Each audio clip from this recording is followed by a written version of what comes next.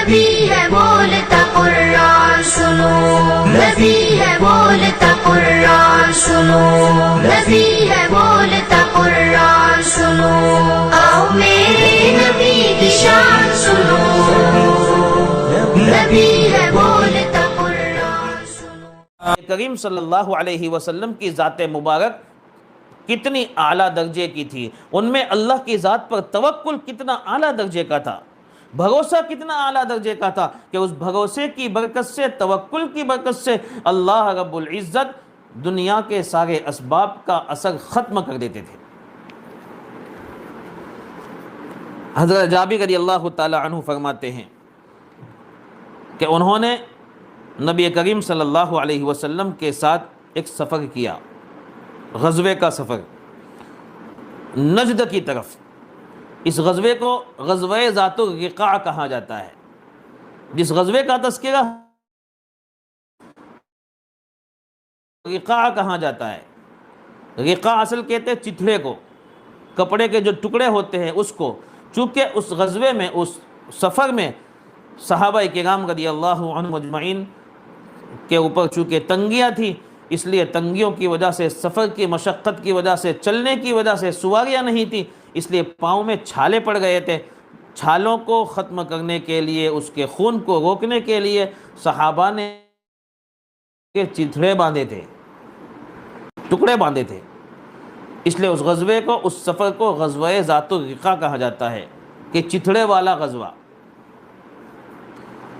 جابر رضی اللہ تعالیٰ عنہ فرماتے ہیں جب اس غزوے سے واپسی ہوئی، سخت گرمی کا زمانہ تھا، تو نبی کریم صلی اللہ علیہ وسلم نے صحابہ کو حکم دیا کہ ایک جگہ پر سایہ حاصل کرنے کے لیے اور کچھ آرام کرنے کے لیے قیام کرنا ہے۔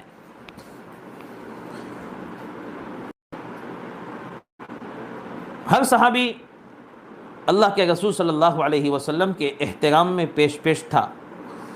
وہ نبی صلی اللہ علیہ وسلم کی عظمت کرتے تھے، احترام کرتے تھے، اس لیے جو سب سے اچھا درخت تھا سائے کا، جس کا سایہ سب سے بڑا تھا اور اچھا تھا، ایسا درخت نبی صلی اللہ علیہ وسلم کے لیے چھوڑ دیا۔ وہ ببول کا درخت تھا۔ عرب کی سرزمین میں کانٹے دار درخت بہت ہے، ریتیلا میدان ہے، کانٹے دار درخت ہوتے ہیں، لیکن ان کانٹے دار درختوں میں سب سے بڑا کانٹے والا جو درخت ہوتا تھا وہ ببول کا درخت ہوتا تھا۔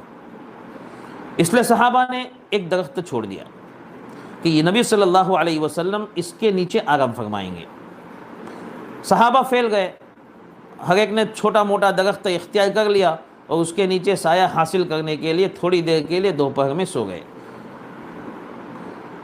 اللہ کے رسول صلی اللہ علیہ وسلم نے اپنی تلوار اس درخت کی ایک ٹہنی کے ساتھ لٹکا دی۔ اس سفر میں جن لوگوں کے مقابلے کے لیے اللہ کے رسول صلی اللہ علیہ وسلم تشریف لے گئے تھے، ان لوگوں میں سے ایک دشمن نے پیچھا کیا تھا کہ موقع ملے تو محمد صلی اللہ علیہ وسلم کو نعوذ باللہ مار ڈالو اور اپنی قوم میں انعام پاؤں۔ وہ اپنی قوم کا سردار تھا جس کا نام غوث بن حارث ہے۔ اس نے یہ پیچھا کیا، اس نے موقع دیکھا کہ محمد صلی اللہ علیہ وسلم درخت کے نیچے اکیلے سو رہے ہیں اور ان کی تلوار بھی درخت کے اوپر لٹک رہی ہے، اس لیے اس سے اچھا موقع ان کو نعوذ باللہ مارنے کا اور کہاں ملے گا۔ اس لیے فوراً یہ موقع دے کر وہ آیا، اللہ کے رسول صلی اللہ علیہ وسلم کی تلوار درخت سے اتاری۔ اس کے پاس بھی ہتھیار تھے، لیکن پہلے اس نے محمد صلی اللہ علیہ وسلم کے ہتھیار اپنے ہاتھ میں لیے، تلوار نکالی، اتاری، اور اس کے بعد اس کی میان سے تلوار نکالی اور کھلی تلوار لے کر اللہ کے رسول صلی اللہ علیہ وسلم کے اوپر کھڑا ہو گیا، اور اس نے اللہ کے رسول صلی اللہ علیہ وسلم کو اٹھایا اور یہ فرمایا، مَن یمنعک منی تخافنی، مجھ سے ڈرتے ہو تم کیا؟ حضور نے فرمایا لا، نہیں، مَن یمنعک منی، پھر مجھ سے تمہیں کون بچائے گا؟ اللہ کے رسول صلی اللہ علیہ وسلم نے فرمایا اللہ، بڑی طاقت کے ساتھ فرمایا اللہ، قوت کے ساتھ فرمایا۔ حالانکہ موقع ایسا ہے کہ دشمن تلوار کھلی لے کر آپ کے سر پہ کھڑا ہے، نبی صلی اللہ علیہ وسلم نہتے ہیں، آپ کے پاس کچھ نہیں ہے، کوئی ہتھیار نہیں ہے، ہتھیار تو اوپر لٹک رہا تھا، اسی پر اس نے قبضہ جما لیا ہے۔ ایسے موقع پر انسان طبعی طور پر ڈر جاتا ہے، گھبرا جاتا ہے، طبعی طور پر اس کی طبیعت ڈر جاتی ہے، یہ ایمان کے خلاف بھی نہیں ہے۔ لیکن ہمارے نبی محمد صلی اللہ علیہ وسلم کی بہادری دیکھیے، آپ اتنے نیڈر تھے، اتنے بہادر تھے کہ اس آدمی نے جب یہ کہا کہ مجھ سے کون بچائے گا، تو بڑی قوت کے ساتھ، طاقت کے ساتھ اللہ کے رسول صلی اللہ علیہ وسلم نے 3 مرتبہ فرمایا اللہ اللہ اللہ۔ اللہ کے رسول نے فرمایا۔ بس نبی صلی اللہ علیہ وسلم کا یہ ایمانی پاور اور اللہ کی ذات پر اعتماد اور یہ توکل دیکھ کر اس آدمی کے ہاتھ لڑکھڑا گئے، اس کے ہاتھ سے تلوار چھوٹ گئی۔ اس نے دیکھا کہ محمد میں تو اتنی طاقت ہے کہ ہتھیار میرے ہاتھ میں ہے، اور اس کے باوجود وہ اتنی طاقت سے بول رہے ہیں کہ مجھے بچانے والی ذات اللہ کی ہے۔ اللہ کے رسول صلی اللہ علیہ وسلم نے وہ ہتھیار اپنے ہاتھ میں لیا۔ جو تلوار انسانوں کو قتل کرتی ہے، جو تیز تلوار ہے، تیز دھاگ والی تلوار ہے، اس میں اللہ نے قتل کرنے کی صلاحیت اور اثر رکھا ہے، وہی تلوار اس دشمن کے ہاتھ میں بے اثر ہو گئی۔ دشمن کی طاقت، اس کا ہاتھ طاقتور تھا، اس میں طاقت تھی، لیکن وہ طاقت کا پاور ایک اللہ کی طاقت کے سامنے ختم ہو گیا۔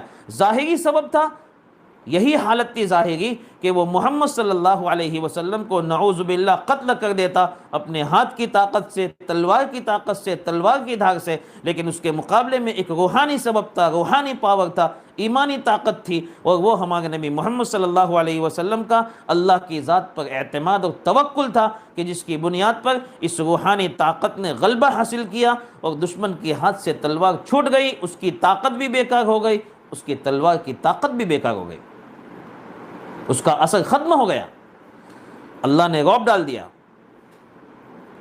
نبی صلی اللہ علیہ وسلم نے وہ تلوار اٹھا لی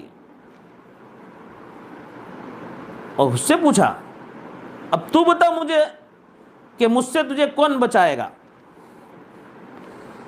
وہ ایمان والا تو تھا نہیں کہ وہ اللہ کہتا، اس کے دماغ میں تو ظاہری اسباب ہی تھے، اس کے دماغ میں روحانی اسباب تو تھے نہیں، اس لیے اس نے کچھ کہا نہیں، صرف اتنا کہا کن خیر آخرین،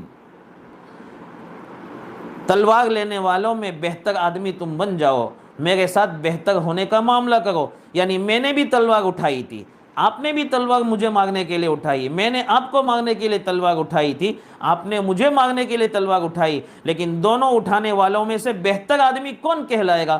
وہ بہتر آدمی کی میں آپ سے امید کرتا ہوں۔ اس نے نبی صلی اللہ علیہ وسلم سے یہ امید ظاہر کی، اللہ کے رسول صلی اللہ علیہ وسلم نے اس کو معاف کر لیا، بدلہ نہیں لیا، جانے دیا۔ یہ ایمانی طاقت ہے، یہ روحانی اسباب کا پاور ہے، روحانی سبب کا پاور ہے۔